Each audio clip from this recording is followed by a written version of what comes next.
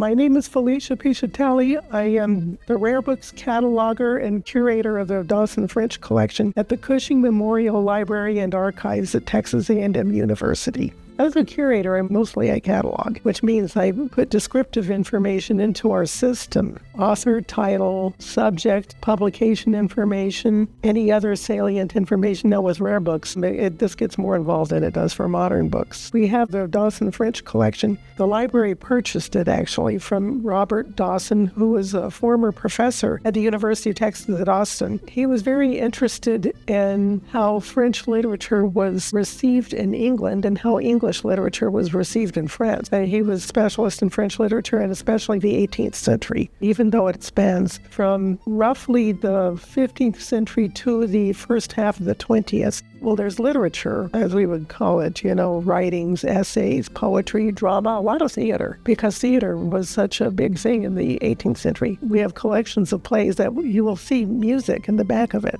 What I have here is a collection of plays by different authors, different printers, different times. Here's one that's printed in blue paper from 1806.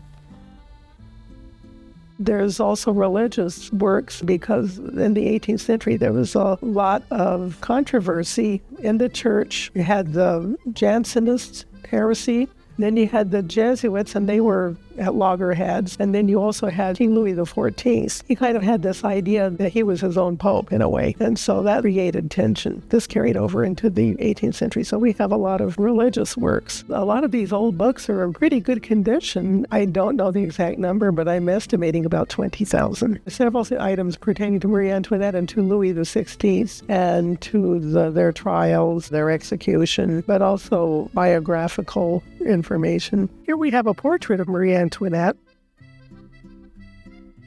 What is called a stipple engraving. Pretty good picture of her, I think.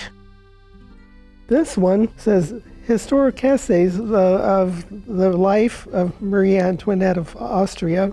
And see, the fact that she was Austrian, that was kind of a sour point with the French. And it says it was printed in London in 1789. But that is probably false. It was a false imprint, probably published in Paris. The source I was looking at, which is the English Short Title Catalog, said this was a libel. So that they were already saying bad stuff about her. 1789, that was the year the revolution started. Books like these are not easy to get. The likelihood that you're going to be able to go on to Amazon or eBay or one of these and get a book like this is pretty dicey. I think there's an idea that everything is available online now, but that is not the case. So if anyone is interested in doing research into this period, the 18th century, the French Revolution, we have a lot of material that probably cannot be acquired unless you actually go to France.